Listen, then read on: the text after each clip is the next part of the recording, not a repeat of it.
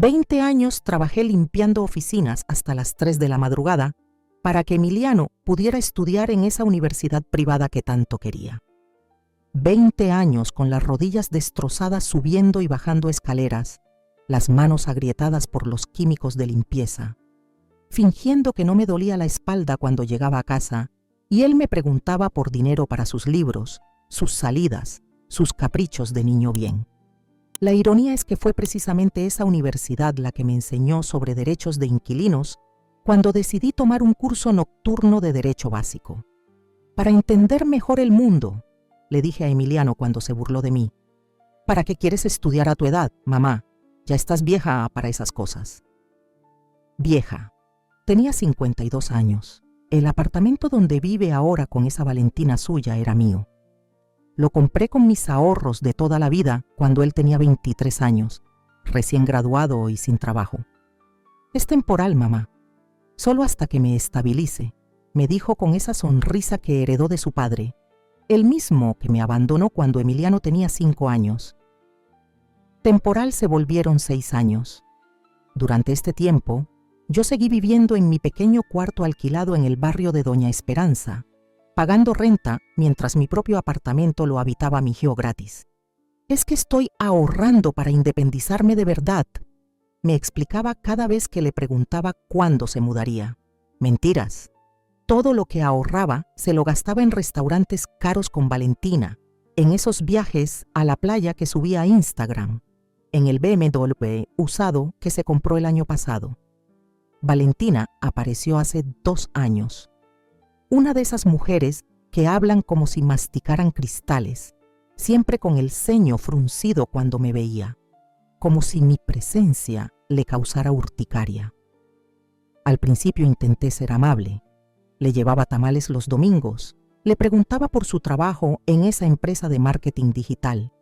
Ella respondía con monosílabos, mirando su teléfono. Tu mamá es un poco intensa. La escuché decirle a Emiliano una tarde cuando creían que no podía oírlos desde la cocina. Estaba lavando los platos que habían dejado sucios después de almorzar. Siempre los dejaban sucios cuando yo iba de visita, como si fuera mi obligación limpiar. Ya sé, respondió él, pero es mi mamá, ¿qué quieres que haga? ¿Qué quería que hiciera? Tal vez respetarme, tal vez recordar que esa mujer intensa se había dejado la piel trabajando para darle todo lo que tenía. El apartamento que Emiliano ocupaba sin pagar un centavo había sido mi proyecto de vida más grande. Después de años de vivir de alquiler, saltando de cuarto en cuarto, durmiendo en colchones ajenos, finalmente había logrado reunir el enganche para comprar algo propio. No era gran cosa, 2 recámaras, un baño, una cocina pequeña, sala-comedor. Pero era mío. Recuerdo el día que firmé las escrituras. Me temblaban las manos cuando puse mi nombre en esos papeles. Carmen Esperanza Herrer. Propietaria. Sonaba extraño, como si estuviera jugando a ser alguien más importante de lo que realmente era. Pero era real. Después de 48 años de vida, finalmente tenía algo que nadie me podía quitar, o eso pensaba. Emiliano se mudó temporalmente una semana después de que yo recibiera las llaves. Acababa de terminar su carrera en administración de empresas, pero no encontraba trabajo. Dame un par de meses, mamá, solo hasta que consiga algo bueno, me suplicó. Yo cometí el error de madres que cometen todas las madres solteras del mundo. Le dije que sí. Los primeros meses fueron llevaderos. Emiliano realmente buscaba trabajo, salía a entrevistas, mandaba currículos.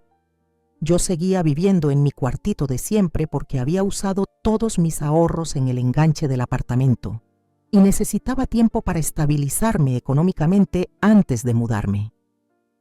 Pronto estaremos viviendo juntos en nuestro hogar, le decía, imaginando las cenas familiares, las noches viendo televisión, la sensación de finalmente tener una familia completa en un lugar propio. Nunca llegamos a vivir juntos. Emiliano consiguió trabajo en una empresa de logística después de 4 meses de búsqueda. No era el trabajo de sus sueños, pero pagaba bien. Ya verás, mamá, ahora voy a poder ayudarte con los gastos, me prometió. Esperé los primeros meses con paciencia. Entendía que necesitaba tiempo para adaptarse, para ahorrar un poco, para organizarse. El primer año pasó sin que me diera un solo peso. Es que tengo muchos gastos, me explicaba cuando le preguntaba sutilmente sobre su contribución. El transporte, la ropa para el trabajo, las comidas, apenas me alcanza. Yo asentía y seguía pagando los gastos del apartamento, predial, mantenimiento, servicios. Todo mientras seguía viviendo en mi cuartito de renta, limpiando oficinas de noche para poder mantener 2 lugares, donde vivía yo y donde vivía él. El segundo año llegó Valentina. La conoció en el trabajo. Era de esas mujeres que nacieron sabiendo que el mundo les debe algo. Familia adinerada, carrera pagada por papá, expectativas altas para todo y todos. Al principio solo venía los fines de semana. Luego empezó a quedarse entre semana. Después simplemente se mudó sin preguntarme. «Mamá, Valentina va a vivir conmigo una temporada», me anunció Emiliano un día por teléfono. No me preguntó. Me informó. ¿Una temporada? Es que sus papás la corrieron de la casa por una discusión tonta. Ya sabes cómo son las familias ricas, muy dramáticas. La ironía no se me escapó. Los papás ricos de Valentina la corrieron de su casa, así que ella se vino a vivir gratis a la mía. Pero yo callé. Siempre callaba. Era mi especialidad. La primera vez que visité el apartamento después de que Valentina se mudara, no lo reconocí. Habían cambiado los muebles. Mis sillas sencillas de madera las habían sustituido por un sofá de cuero gris carísimo. Mi mesa de centro de vidrio sencillo había sido reemplazada por una de mármol con patas doradas.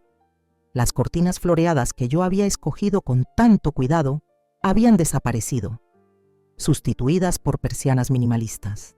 «Se ve más moderno, ¿no crees?», me preguntó Emiliano con entusiasmo. Yo asentí, pero por dentro sentía como si hubieran borrado mi presencia del lugar, como si mi gusto, mis decisiones, mi esencia no tuvieran valor alguno. «¿Y mis cosas?», pregunté. «Las guardamos en la bodega del edificio. No te preocupes, están bien cuidadas». Mis cosas, los muebles que había escogido con tanto amor, que había pagado con mis propios ahorros, guardados en una bodega como trastos viejos. «Valentina tiene muy buen gusto para la decoración», siguió explicando Emiliano.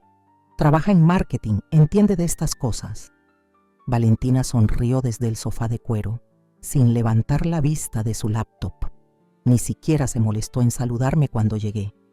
Esa noche, de regreso a mi cuartito, me quedé despierta calculando. Los muebles nuevos debían haber costado al menos 30,000 pesos. El salario de Emiliano no daba para tanto. ¿Quién había pagado todo eso? Al día siguiente llamé a Emiliano. «Hijo, ¿de dónde sacaste dinero para los muebles nuevos?» «Ay, mamá, no te preocupes por eso. Valentina tenía algunos ahorros». «Valentina pagó por remodelar mi apartamento». «No es tu apartamento, mamá, es donde vivo yo». La frase me cayó como una bofetada. No era mi apartamento, era donde vivía él, como si el hecho de que yo pagara las escrituras, el predial, el mantenimiento, los servicios, no significara nada. «Emiliano, creo que necesitamos hablar sobre el futuro», le dije después de un largo silencio. «¿Qué futuro?» «El tuyo en el apartamento. Ya llevas 2 años viviendo ahí. Tal vez es hora de que busques algo propio o que empecemos a formalizar algún tipo de acuerdo». «¿Qué tipo de acuerdo?» «No sé, tal vez una renta simbólica, o que contribuyas con los gastos, o que me ayudes a pagar los servicios». «Mamá, no puedo creer que me estés cobrando renta. ¿En serio vas a cobrarle a tu propio hijo?» «No te estoy cobrando, Emiliano. Te estoy pidiendo que contribuyas. Hay una diferencia». «Es lo mismo. Y no voy a pagar renta por vivir en la casa de mi mamá. Eso sería ridículo». La casa de su mamá, donde él vivía gratis y yo pagaba todo desde mi cuartito de renta. Colgué el teléfono con las manos temblorosas y me serví un té de manzanilla. Necesitaba calmarme, necesitaba pensar. ¿En qué momento había permitido que la situación llegara a este punto? ¿En qué momento me había vuelto invisible en mi propia vida? Esa noche no pude dormir. Me quedé mirando las manchas de humedad en el techo de mi cuarto, escuchando los ronquidos de don Esteban del cuarto de al lado, sintiendo el frío que se colaba por la ventana mal sellada. Mientras tanto, mi hijo dormía cómodamente en mi apartamento, en una cama que no había pagado, bajo un techo que yo mantenía. Al día siguiente decidí inscribirme en el curso de Derecho Básico que ofrecían en la universidad pública, para entender mejor el mundo, como le había dicho a Emiliano. Pero la verdad era que quería entender mis derechos. Quería saber qué poder tenía realmente sobre mi propia propiedad. El profesor era un hombre mayor, de unos 60 años, que había sido litigante durante toda su vida. La primera clase fue sobre derechos de propiedad. La propiedad privada, explicó con voz pausada, es uno de los derechos fundamentales más importantes. El propietario tiene facultades plenas sobre su bien. Puede usarlo, disfrutarlo, modificarlo y disponer de él. También puede establecer las condiciones bajo las cuales otros pueden ocuparlo. Levantó una mano una señora de mi edad. Profesor, ¿qué pasa si alguien vive en tu propiedad sin pagar nada? ¿Puede el dueño cobrarle? Por supuesto, el propietario tiene derecho absoluto de cobrar una renta por el uso de su propiedad, independientemente de la relación personal que tenga con el ocupante. El parentesco no anula los derechos de propiedad. Sentí como si me hubieran quitado un peso de encima. No estaba loca, no era mala madre, tenía derechos. ¿Y si la persona se niega a pagar?, preguntó otra estudiante. Entonces se puede proceder con un juicio de desalojo. En casos donde no existe contrato formal, se presume arrendamiento tácito y el propietario puede establecer un precio de renta retroactivo. Arrendamiento tácito, precio retroactivo. Desalojo, palabras que sonaban como música para mis oídos. Después de clase me acerqué al profesor. Disculpe, tengo una pregunta sobre un caso hipotético. Dígame, si una persona permitió que su hijo viviera gratis en su propiedad durante varios años, ¿puede empezar a cobrarle renta de repente? El profesor me miró con esos ojos cansados de quien ha visto todo en la vida. Señora, el amor maternal no es incompatible con el respeto a la ley. Un hijo adulto que ocupa la propiedad de su madre tiene las mismas obligaciones que cualquier inquilino. Si la madre decide cobrar renta, está en su derecho. Si el hijo se niega a pagar, está violando los derechos de propiedad de su madre. ¿Y si el hijo se molesta? Los sentimientos no modifican las leyes. Y permítame darle un consejo. Los hijos que se molestan porque sus padres hacen valer sus derechos no son hijos agradecidos. Son hijos que han aprendido a abusar del amor incondicional. Esas palabras me acompañaron todo el camino de regreso a mi cuartito. Hijos que han aprendido a abusar del amor incondicional. ¿Era eso lo que había hecho Emiliano? ¿Había confundido mi amor con debilidad? ¿Había interpretado mi generosidad como obligación? Durante las siguientes semanas seguí tomando clases y observando. Observé cómo Emiliano subía fotos a Instagram de sus cenas en restaurantes caros. Observé cómo Valentina presumía sus compras de ropa de marca. Observé cómo los dos vivían como una pareja próspera y exitosa en un apartamento que no pagaban. Mientras tanto, yo seguía levantándome a las 5 de la mañana para ir a limpiar oficinas. Seguía comprando la marca más barata de detergente para lavar mi ropa. Seguía postergando la visita al dentista porque no tenía dinero para arreglarme una muela que me dolía. La gota que derramó el vaso fue el Día de las Madres. Llevaba un mes planeando esa cena. Había ahorrado peso por peso para comprar ingredientes especiales. Pollo orgánico, camarones, una botella de vino que costaba más de lo que gastaba en comida en una semana. Había limpiado mi cuartito hasta dejarlo reluciente. Había puesto mi mantel bonito. Había sacado las copas de cristal que había heredado de mi madre. La mesa estaba puesta para las 7 de la noche. Emiliano había confirmado su asistencia 3 veces durante la semana. A las 6:30 me puse mi vestido menos viejo. Me arreglé el cabello, me maquillé por primera vez en meses. Me senté a esperar. 7:30. Ningún mensaje. 8. Marqué a su teléfono. Buzón de voz. 8:30. Le mandé un WhatsApp. ¿Vienes en camino? 9. Nada. 9:30. El pollo ya estaba frío. Los camarones se habían puesto correosos. El vino seguía sin abrir. A las 10 de la noche llegó el mensaje que me partió el corazón. Perdón, ma, Valentina tenía una emergencia familiar. No pudimos ir. Te llamo mañana. Me quedé sentada en mi silla mirando la mesa vacía, sintiendo cómo las lágrimas corrían por mis mejillas y arruinaban el maquillaje que me había puesto con tanto cuidado. Nunca me llamó al día siguiente. 2 días después vi las fotos en Facebook. Estaban en Marea Alta, el restaurante más caro de la ciudad, brindando with champán. En la foto, Emiliano sonreía con los ojos brillantes. Tenía el brazo alrededor de Valentina, que lucía un vestido nuevo y llevaba un ramo de rosas rojas en las manos. La descripción de la foto decía: celebrando el ascenso de mi princesa, Día de las Madres, amor, champaña, mare Malta. La emergencia familiar de Valentina era celebrar su ascenso. Y mi hijo había decidido que eso era más importante que cenar con la mujer que se había partido el lomo criándolo. Las rosas que yo esperaba recibir estaban en manos de otra mujer. Esa noche no lloré, ya no me quedaban lágrimas para Emiliano. En su lugar, sentí algo que no había sentido nunca, una furia fría, calculadora, que me llenaba desde los pies hasta la cabeza. No era solo coraje, era indignación, era la sensación de haber despertado después de años de vivir como sonámbula. Al día siguiente, saqué las escrituras del apartamento de la caja fuerte donde las guardaba. Las leí línea por línea, palabra por palabra, como si fuera la primera vez que las veía.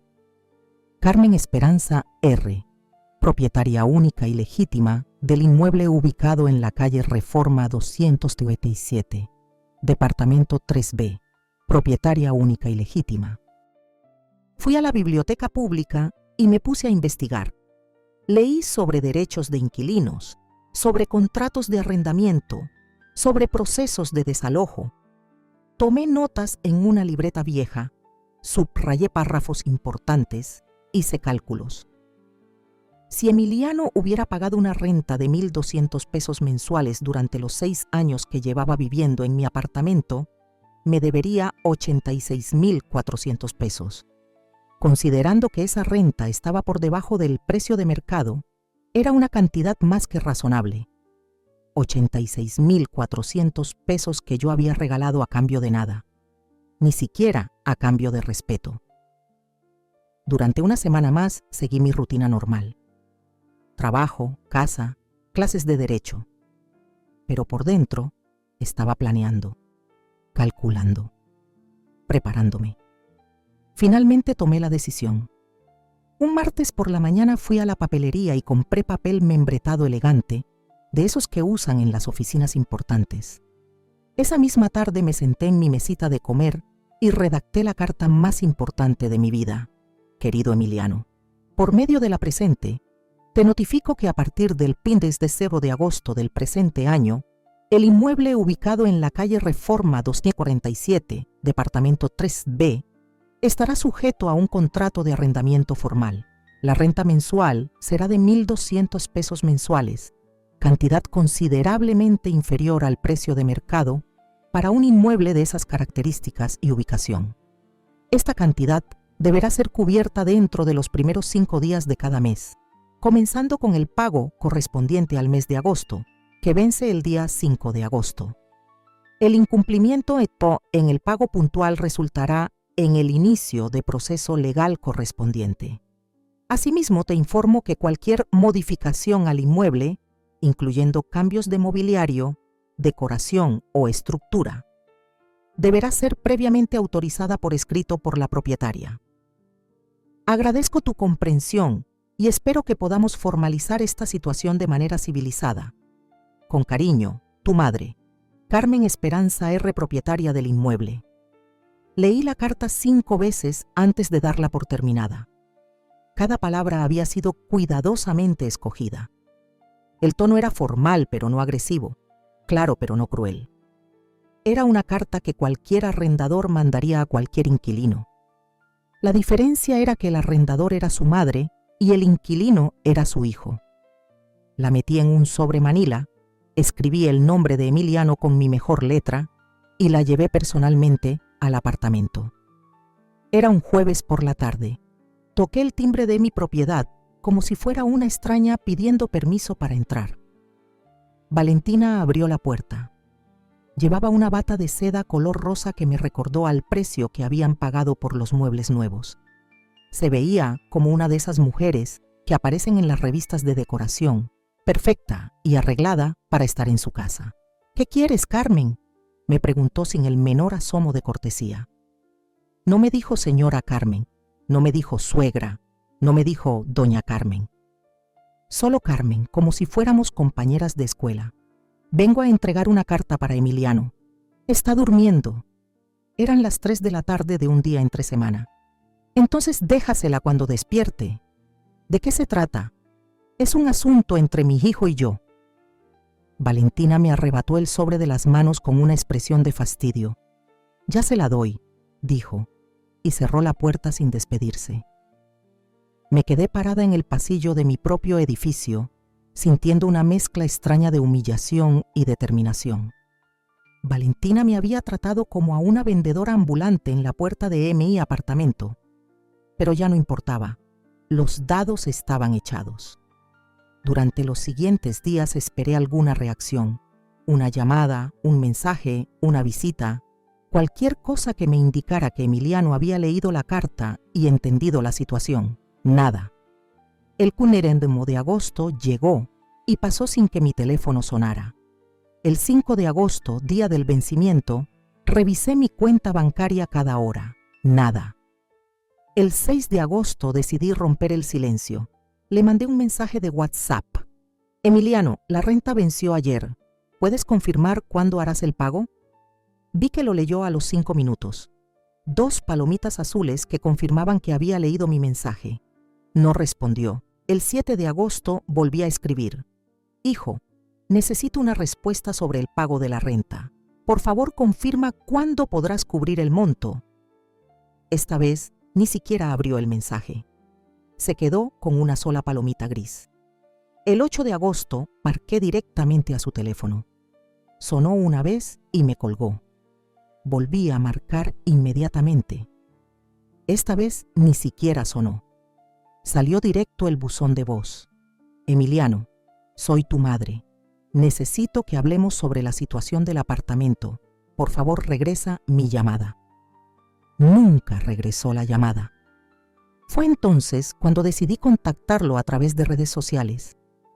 Entré a Facebook e intenté mandarle un mensaje privado.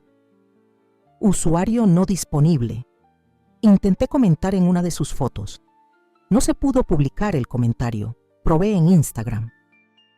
No se pudo enviar el mensaje. Twitter. Este usuario ha restringido quién puede contactarlo. LinkedIn.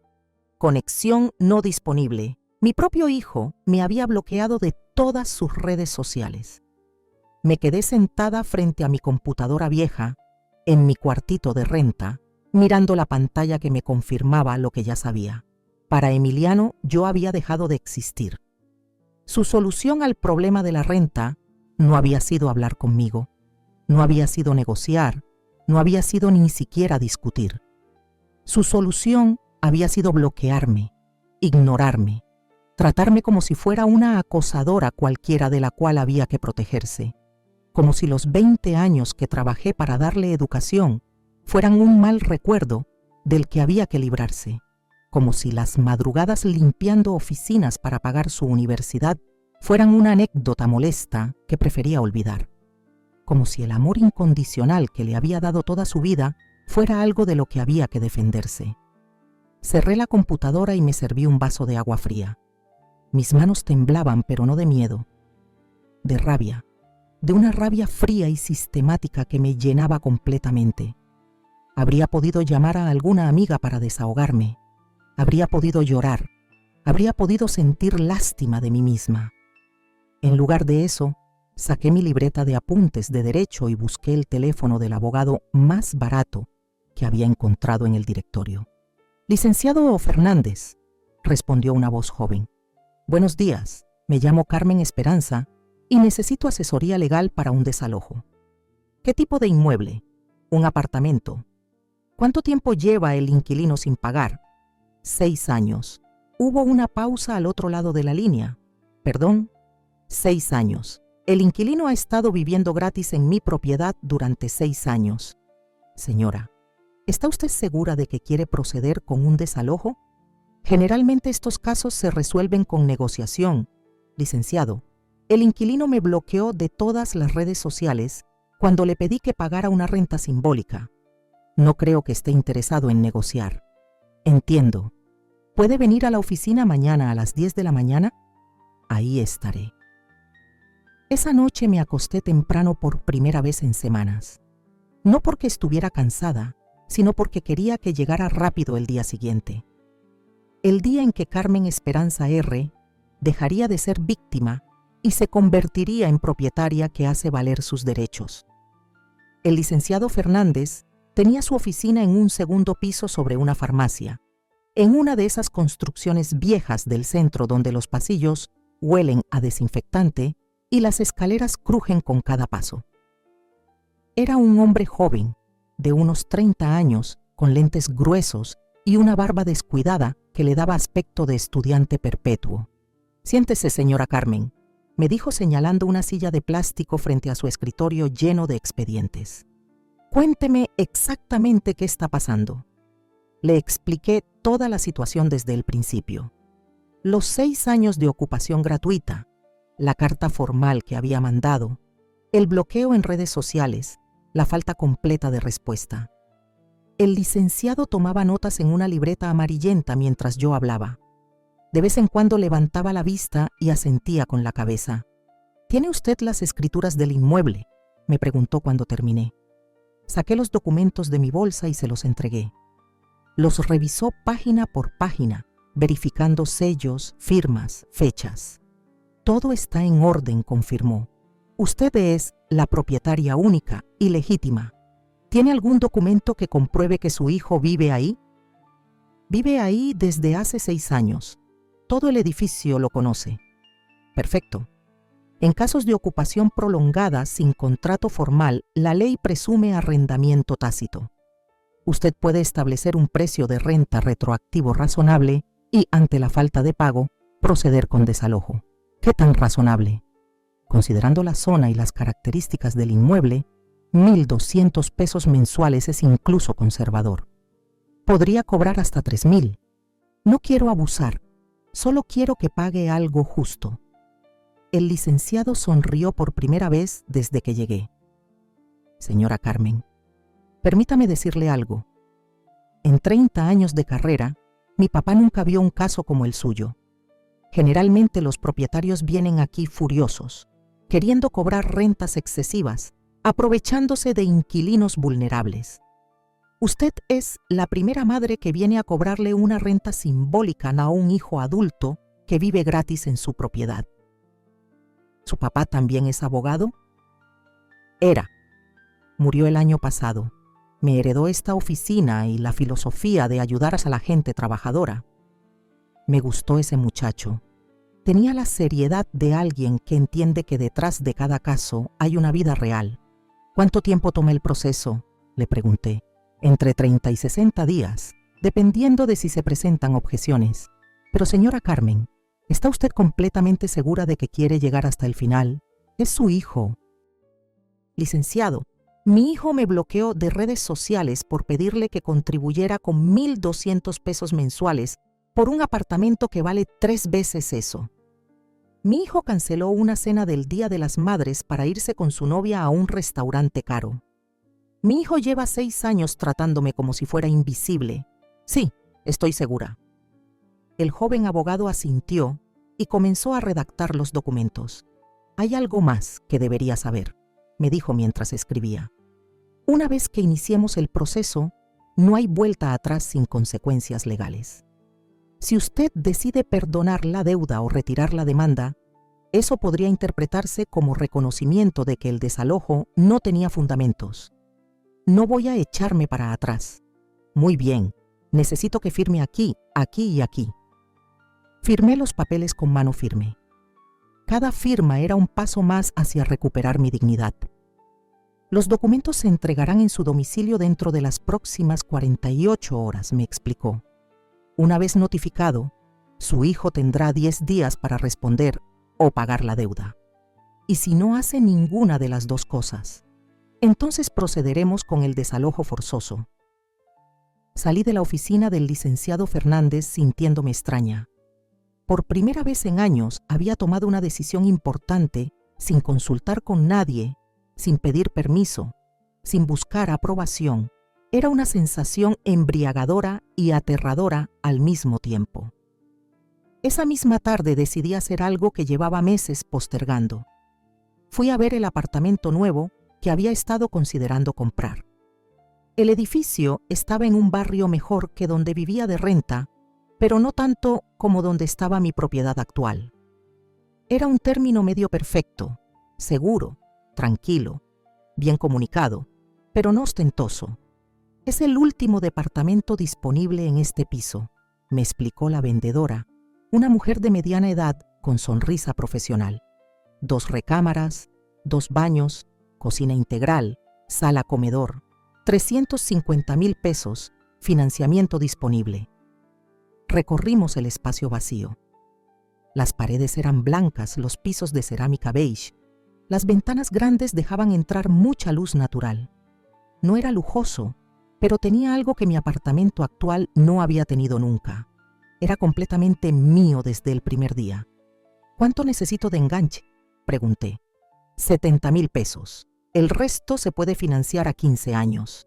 70,000 pesos. Tenía exactamente 83,000 en mis ahorros de toda la vida. ¿Puedo pensarlo? Por supuesto, pero le recomiendo que se decida pronto. Los departamentos en este edificio se venden muy rápido. De regreso a mi cuartito, me senté en mi cama y saqué mi libreta de cuentas. Si compraba el apartamento nuevo, me quedarían 13,000 pesos para gastos de mudanza y emergencias. Era arriesgado, pero no imposible. La idea comenzó a tomar forma en mi cabeza. El día que Emiliano recibiera la notificación de desalojo, yo firmaría el contrato de compra de mi nuevo hogar. Sería como cerrar un círculo, como terminar definitivamente con la época de mi vida en la que permitía que otros decidieran dónde y cómo vivía. Durante los siguientes 2 días, esperé la llamada del licenciado Fernández confirmando que los documentos habían sido entregados. Seguí mi rutina normal: trabajo de noche, clases de derecho por la tarde, compras y mandados los fines de semana. Pero por dentro estaba constantemente tensa, esperando. El viernes por la mañana sonó mi teléfono. «Señora Carmen, soy el licenciado Fernández. Los documentos fueron entregados ayer por la tarde. ¿Quién los recibió?»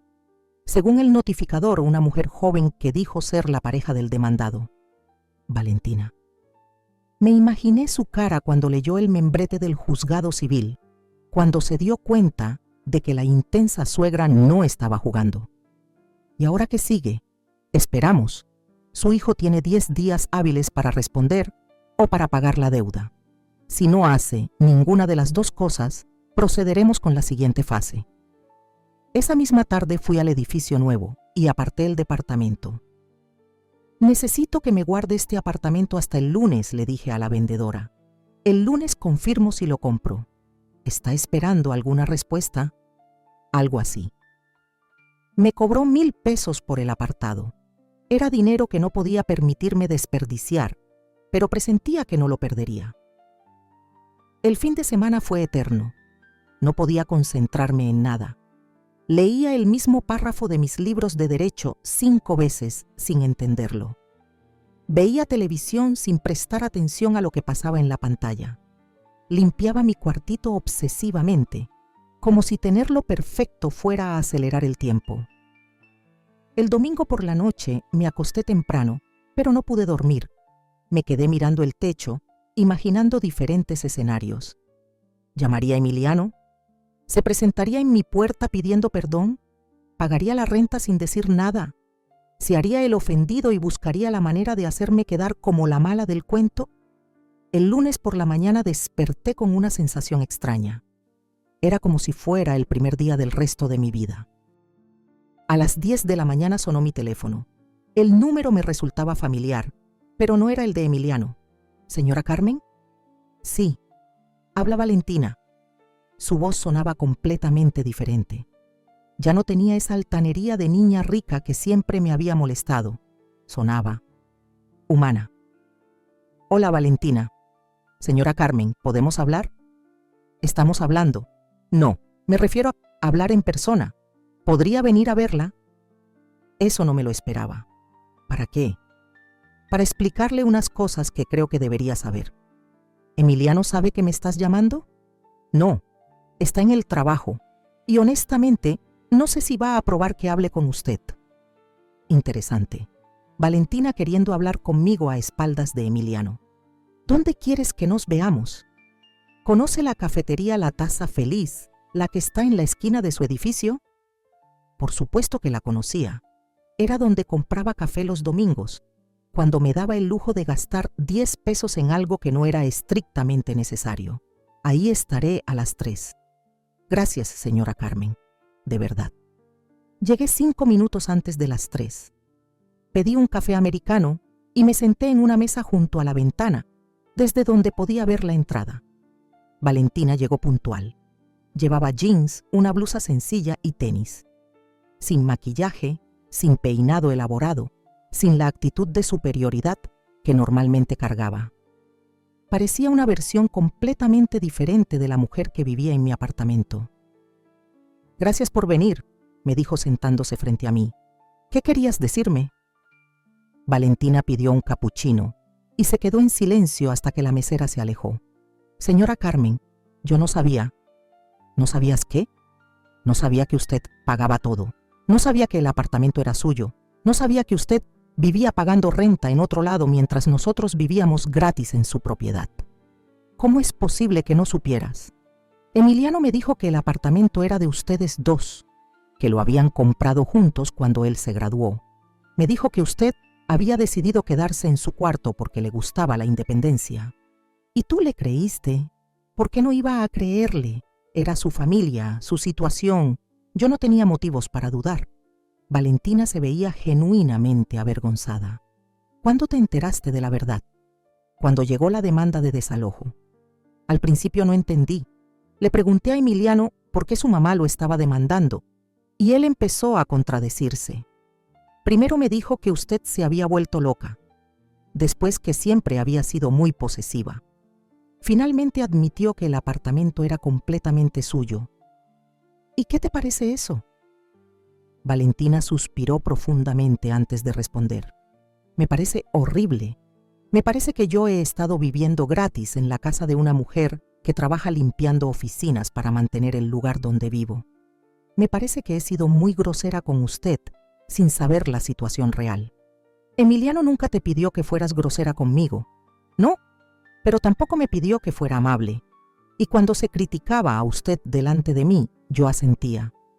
Cuando se burlaba de sus trabajos o de sus estudios, yo me reía.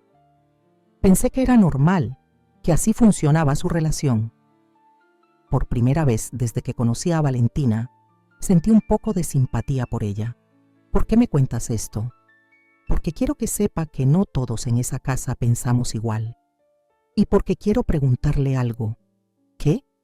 ¿Estaría dispuesta a darnos una oportunidad? No a Emiliano y a mí como pareja, sino a nosotros como inquilinos. Podemos pagarle la renta que está pidiendo. Podemos firmar un contrato formal. Podemos demostrarle que merecemos vivir en su propiedad. ¿Emiliano está de acuerdo con eso? Emiliano no sabe que estoy aquí hablando con usted. Emiliano piensa que si ignora la demanda, todo se va a resolver solo. Emiliano cree que usted va a echarse para atrás porque es su mamá. ¿Y tú qué piensas? Yo pienso que usted tiene todo el derecho del mundo de estar enojada. Yo pienso que si fuera mi propiedad y mi hijo me tratara así, también lo desalojaría. Yo pienso que Emiliano no entiende la gravedad de la situación porque nunca ha tenido que enfrentar consecuencias reales. Esa última frase me llamó la atención. ¿A qué te refieres con consecuencias reales? Señora Carmen, ¿usted sabe por qué mis papás me corrieron de la casa? Emiliano me dijo que fue por una discusión tonta. Valentina sonrió con amargura. No fue por una discusión tonta, fue porque yo creí que merecía vivir gratis para siempre. Mis papás me mantuvieron hasta los 25 años. Casa, comida, coche, tarjetas de crédito, todo pagado. Cuando me gradué y conseguí trabajo, asumí que podía seguir viviendo igual, solo que ahora con mi propio dinero para mis caprichos. ¿Y qué pasó? Que mis papás me dijeron que tenía que empezar a contribuir con los gastos de la casa o buscar mi propio lugar. Yo me negué. Les dije que era ridículo cobrarle a una hija, que si me querían tenían que mantenerme, que esa era su obligación como padres. ¿Cómo reaccionaron? Me dieron un mes para decidir, pagar renta o mudarme. Yo pensé que estaban blufeando. El día 30 llegué a la casa y habían cambiado las cerraduras. Mis cosas estaban en cajas en la cochera. ¿En serio te corrieron? Con todas las de la ley.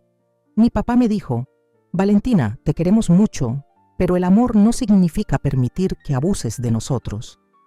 Cuando estés lista para comportarte como una adulta responsable, aquí tienes tu hogar. Mientras tanto, ve y aprende lo que cuesta la vida real. ¿Y aprendiste? Aprendí.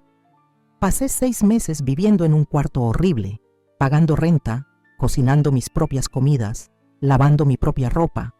Aprendí lo que significa trabajar para vivir, no vivir para trabajar. Aprendí a valorar a mis papás y todo lo que habían hecho por mí. ¿Regresaste con ellos? Después de esos 6 meses fui a su casa y les pedí perdón. Les dije que tenían razón, que había sido una malagradecida, que quería empezar de nuevo. Me recibieron con los brazos abiertos, pero con condiciones claras. Si volvía a vivir con ellos, tenía que contribuir proporcionalmente con los gastos familiares. Y cumpliste. Viví con ellos otros 6 meses, pagando mi parte, ayudando en la casa, comportándome como una adulta. Cuando me mudé con Emiliano, tenía una relación completamente diferente con mis papás. Ahora somos una familia de adultos que se respetan mutuamente. La historia de Valentina me hizo pensar. Sus padres habían hecho exactamente lo que yo estaba haciendo con Emiliano. La diferencia era que ellos lo habían hecho cuando ella tenía 25 años. Yo lo estaba haciendo cuando mi hijo tenía 29. ¿Por qué me cuentas todo esto, Valentina? Porque quiero que sepa que entiendo por qué estás haciendo lo que estás haciendo. Y porque quiero que sepa que Emiliano no es un mal hombre. Es un hombre que nunca ha aprendido las lecciones que yo aprendí. ¿Tú crees que las pueda aprender? Creo que usted es la única persona que puede enseñárselas. Sus papás se fueron cuando él era niño.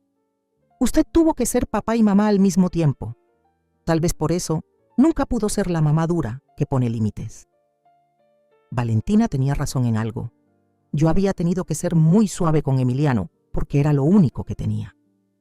Cuando eres madre soltera, das miedo de ser demasiado estricta y que tu hijo no te quiera. Prefieres ser permisiva antes que arriesgarte a perder su amor. ¿Qué propones exactamente?, le pregunté. Que nos dé una oportunidad de demostrarle que podemos ser inquilinos responsables. Pagaremos la renta puntualmente, firmaremos el contrato que usted quiera, respetaremos sus reglas. ¿Y Emiliano está de acuerdo? Emiliano va a tener que estar de acuerdo. Porque si no está de acuerdo, yo me voy. ¿Hablas en serio? Completamente en serio. Señora Carmen, yo ya pasé por esta experiencia. Yo ya fui la hija malagradecida que creía que el mundo le debía todo. No voy a vivir con un hombre que trate a su madre como Emiliano la está tratando a usted. ¿Se lo has dicho? Se lo voy a decir hoy en la noche. Le voy a decir que tiene 2 opciones. Habla con usted, se disculpa, acepta pagar la renta y empieza a comportarse como un hijo agradecido, o yo me voy. Y si elige que te vayas, entonces será su pérdida. Pero dudo que lo haga. Emiliano me quiere y sabe que no va a encontrar fácilmente a otra mujer que esté dispuesta a vivir con un hombre de casi 30 años que no puede mantener una conversación civilizada con su propia madre. Me gustaba esta nueva versión de Valentina. Tenía carácter, tenía principios, tenía claridad sobre lo que estaba bien y lo que estaba mal. ¿Qué garantías me das de que Emiliano va a cambiar realmente? Ninguna. No puedo garantizar que cambie, pero puedo garantizar que si no cambia, yo no voy a estar ahí para validar su comportamiento. ¿Y por qué es importante para ti que yo los perdone? Valentina se quedó en silencio por un momento, removiendo su capuchino con la cucharita. Porque me gusta ese apartamento, porque hemos hecho una vida ahí, porque no quiero empezar de cero buscando casa, pero principalmente porque creo que usted y Emiliano se quieren y sería muy triste que una relación madre-hijo se termine por algo que se puede solucionar. ¿Tú crees que se puede solucionar? Creo que depende de qué tanto esté dispuesto Emiliano a crecer. Y creo que depende de qué tanto esté dispuesta usted a perdonar. Nos quedamos en silencio, cada una perdida en sus pensamientos. Valentina, le dije finalmente, aprecio que hayas venido a hablar conmigo. Aprecio tu honestidad y tu perspectiva. Pero necesito que entiendas algo. Esto no es solo sobre dinero. Lo sé. Esto es sobre respeto, sobre reconocimiento, sobre que mi hijo entienda que su madre no es invisible.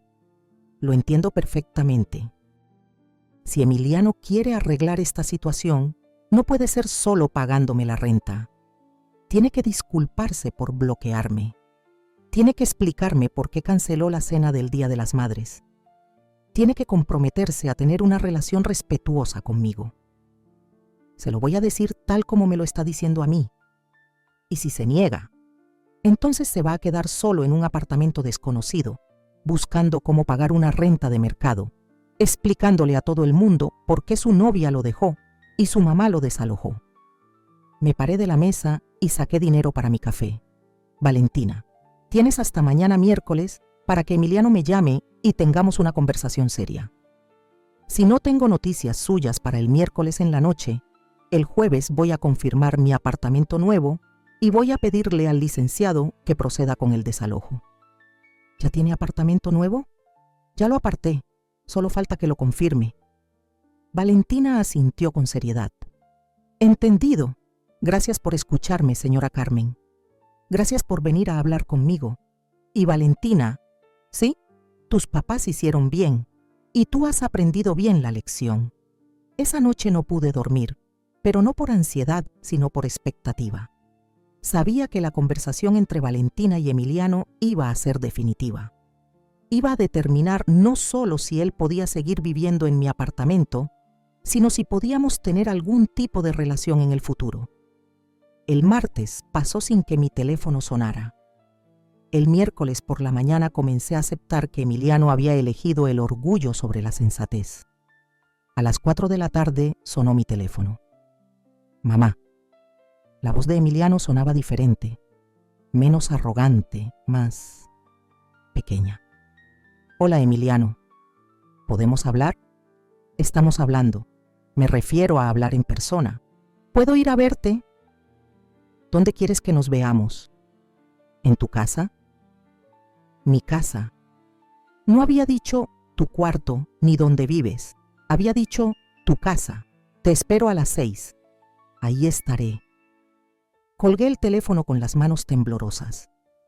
Era la primera conversación civilizada que tenía con mi hijo en meses. A las 6 en punto tocaron a mi puerta. Abrí y ahí estaba Emiliano. Llevaba su uniforme del trabajo, camisa blanca, pantalón de vestir azul, zapatos negros, pero se veía derrotado. Pasa, le dije. Se sentó en mi única silla mientras yo me quedé parada junto a la ventana. Mamá, vengo a pedirte perdón. ¿Por qué?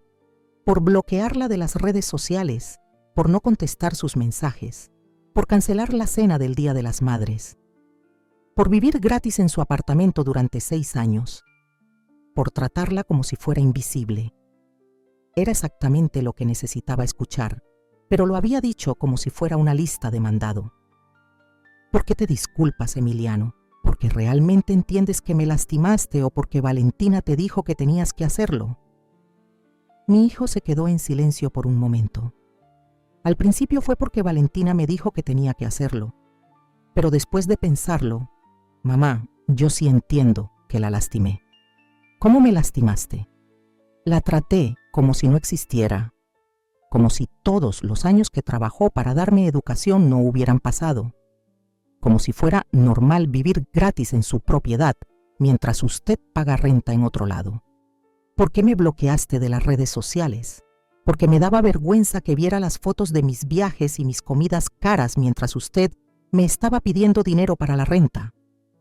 Al menos era honesto. ¿Por qué cancelaste la cena del Día de las Madres? Porque pensé que Valentina era más importante. Porque pensé que usted siempre iba a estar ahí. Pero Valentina se podía ir. ¿Y ahora qué piensas? Ahora pienso que estuvo muy mal.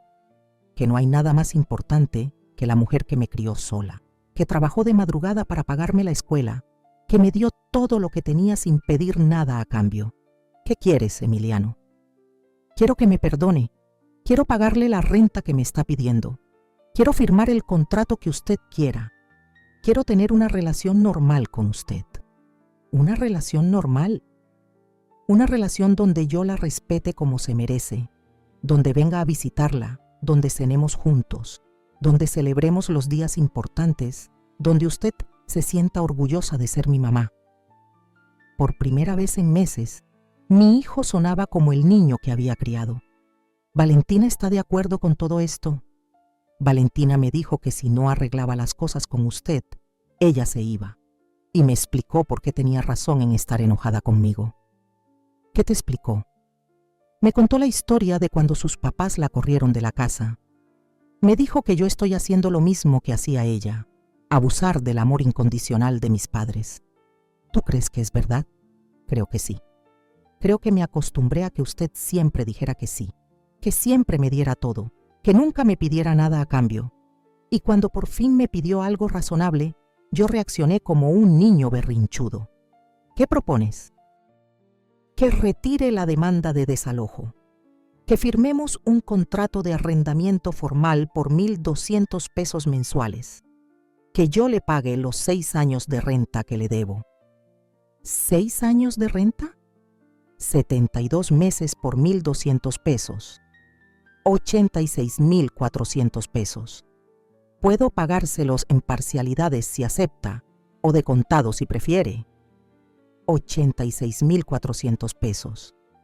Exactamente lo que había calculado yo. ¿De dónde vas a sacar ese dinero? Tengo ahorros, no muchos, pero los tengo. Y si no me alcanza, puedo pedir un préstamo. ¿Estás dispuesto a endeudarte para pagarme?